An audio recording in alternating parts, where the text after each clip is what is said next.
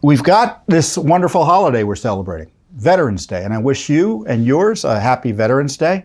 We've got a lot of great veterans here in Judicial Watch's office. We've got so many veterans, I can't even track them all. That's what's so great about Judicial Watch. So I'd like to thank especially those veterans who work for Judicial Watch. And I know we have tremendous support in the veterans community. Judicial Watch has been honored to litigate on behalf of many, many veterans over the years who have been unfortunately abused by the system, and in ways that would just set your hair on fire. And we've got much litigation in that regard as well. So we're so proud to work with veterans and veterans groups to defend those who serve from abuse by the government. And I don't need to tell you veterans or those of you still serving about how mindless and vindictive the military can be for those who cause, quote, the wrong type of trouble. So Judicial Watch's work is essential there, and we're proud to do it, and we are honored to be able to do it because it's the least we can do. I'm not a veteran. The most dangerous thing I do is get into a taxi cab. But those of you who have risked your lives for our country, the least we can do is make sure that your country is as good as it ought to be in terms of being free from corruption, and that our freedoms and liberties here that you're willing to die for are being protected by the civilians who know better, both in the non-governmental class, like Judicial Watch, the civilian population, and in the government class, the politicians who are entrusted with the American people to make sure that our government is worthy of the risks that our veterans have been put under to protect them. And one of my favorite Veterans Day speeches and remembrances is by Ronald Reagan. I'm often referring to it in all sorts of circumstances. And this is a speech he made at the Veterans Day National Ceremony at Arlington National Cemetery on November 11th, 1985. And I'm going to read a little bit from it, so bear with me here. Sometime back, I received in the name of our country the bodies of 4 Marines who had died while on active duty. I said then, there is a special sadness that accompanies the death of a serviceman, for we're never quite good enough to them. Not really, we can't be, because what they gave us is beyond our powers to repay.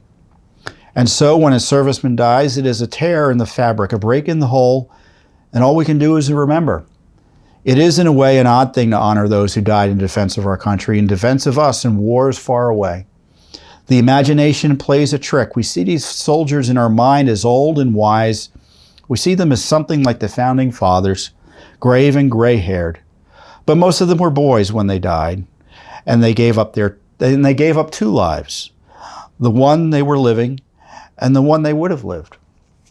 When they died, they gave up their chance to be husbands and fathers and grandfathers. They gave up their chance to be revered old men. They gave up everything for our country, for us, and all we can do is remember. And the living have a responsibility to remember the conditions that led to the wars in which our heroes died. Perhaps we can start by remembering this, that all those who died for us and our country were, in one way or another, victims of a peace process that failed, victims of a decision to forget certain things. To forget, for instance, that the surest way to keep a peace going is to stay strong. Weakness, after all, is a temptation. It tempts the pugnacious to assert themselves, but strength is a declaration that cannot be misunderstood. Strength is a condition that declares actions have consequences. Strength is a prudent warning to the belligerent that aggression need not go unanswered. Peace fails when we forget what we stand for. It fails when we forget that our republic is based on firm principles, principles that have real meaning, that with them we are the last best hope of man on earth. Without them, we're little more than the crust of a continent. Peace also fails when we forget to bring to the bargaining table God's first intellectual gift to man, common sense. Common sense gives us a realistic knowledge of human beings and how they think, how they live in the world, what motivates them. Common sense tells us that man has magic in him, but also clay. Common sense can tell the difference between right and wrong. Common sense forgives error, but it always recognizes it to be error first. We endanger the peace and confuse all issues when we obscure the truth, when we refuse to name and act for what it is, when we refuse to see the obvious and seek safety in Almighty. Peace is only maintained and won by those who have clear eyes and brave minds. And he goes on, obviously, but that was, again, President Reagan, the late great President Reagan in 1985. Clear eyes and brave minds. And I'd like to think at Judicial Watch that we have clear eyes and brave minds. And I know at the end of our national anthem, what is it we ask? It's one of my favorite lines of the national anthem. Oh, say, does that star-spangled banner yet wave over the land of the free and the home of the brave? Are we brave? I think many of us are. And even those that you may not like politically, they are. Many of us are patriots, no matter our party.